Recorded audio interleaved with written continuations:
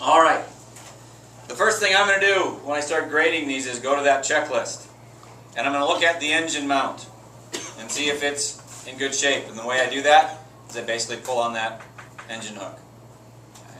Now, some of you I may have told this, I'm not sure I've gotten to everybody yet. Put a ring of super glue on the outside edge where I guess it's white, and then that meets the outside body tube. Put a layer of super glue on there. That'll suck it in and keep it in there much better. I've told a few of you guys that. I can't remember if I've told everybody. Okay. So then I'm going to look at the fins, make sure everything's in good shape through here. Touch them. I'll look and see if they're aligned or not. If they're really bad, see these are off a little bit, but you know, it's not a major deal, but it's there. Launch lug is the next thing I'm worried about. How's that? Is that in good shape? Right in that neighborhood. Okay, is it nice and straight? Because if it's not straight, if it's a little kitty wampus, it will go up crooked. Okay? What's so funny? Kitty wampus. Word. The next thing I'm also going to do is make sure your engine will fit into there. I'll take an engine. This engine is a C65 engine. It has two ends to it. One, you see that's got a hole in it, and the other one does not. We want the one with the hole sticking out. And all I'll do is take it and place it inside and see if it goes in all the way to the hook. Also make sure it doesn't keep on going by pushing down on it. You should probably try that as well, because that engine block's in the way. We want to make sure that that stops so then this goes up in the air. Right. For now I'll leave it in there because I'm going to launch it later in a little bit. So we've got the lower body tube. We'll come up for the shock cord. Make sure it's attached on both sides. Then I look at the parachute and make sure it's in halfway decent shape. All the shrouds are connected. This one just got launched earlier today, so I probably should unwind him a little bit, but he should be alright.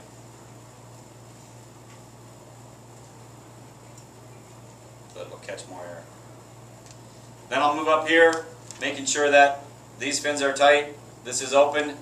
You can see that there's 3 holes in here. Those are for the altimeter. I'll probably drill those once I start to grade it. Okay. Also, it's something that if you've got time, so some of you are going to be done probably with the paint job and everything before Thursday. We can put a piece of duct tape over the bottom hole on that nose cone so that it doesn't let air in there to affect the altimeter. Then we've got this. Make sure it can fit in there. Alright? I'll talk more about that as we work our way through. Then I'm going to check the parachute out. Now really though, I'm going to show you how to get yours ready at the same time. I'm not going to actually do this, but since I'm going to load it up, to get yourself ready to go, we've got the engine in there, you got to put the parachute in. To stop the parachute from melting, I'm going to give you 3 sheets of tissue paper.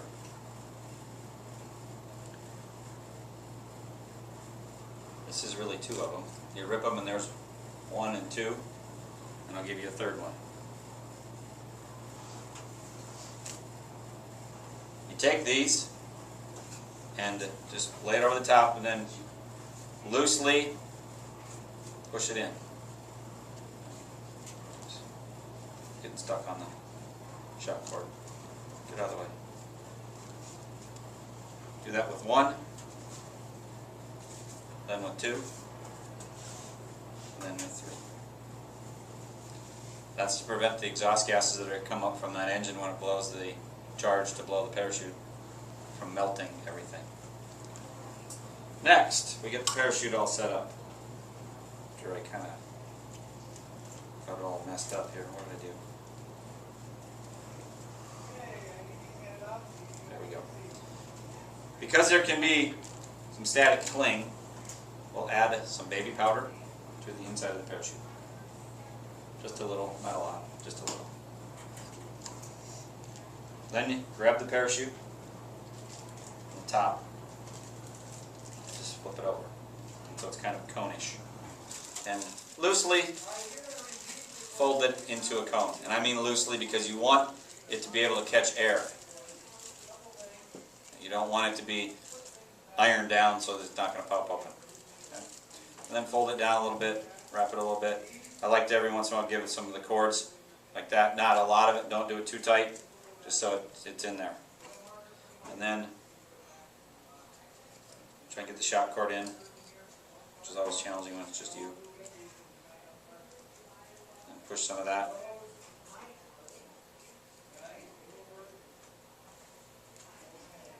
And stuff it in there. When you put the cone in, make sure that it slides in loosely. There's nothing catching it so that it will pop off decently. So it's in good shape.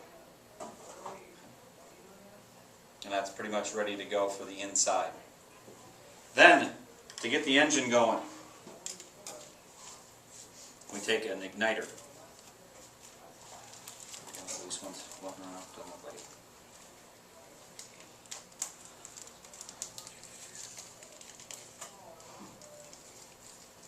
You might need to get closer for this.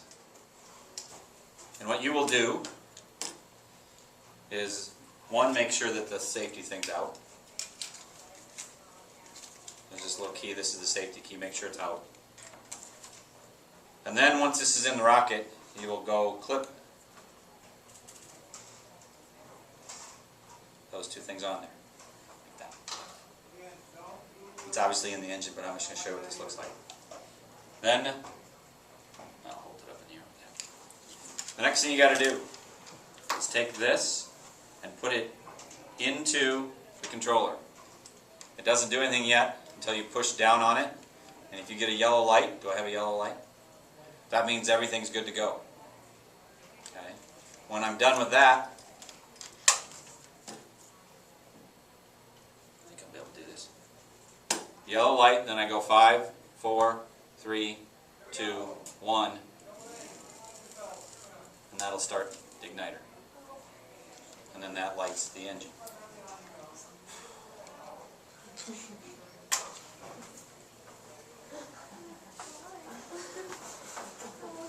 So the next thing we got to do is actually put that igniter into the engine. So as we said before, take it, bend them to about a little 45. Then you take the rocket and gently lay the igniter in there, and make sure it's off to one of the sides, and then just bend it sideways. Then you will find these pink things floating around. And they're just there to keep the igniter in place. And gently push it into the hole of the engine. And gently, you don't need to shove it down in there too far, just it's there so that when you tilt it upside down, it stays in. If you push it down too hard, it might actually split the igniter, and we'll have to get a replacement one, which I have plenty, but the less we have to do that, the better. Okay. So now this guy's technically ready to go. What we need to do, though, next is load the altimeter.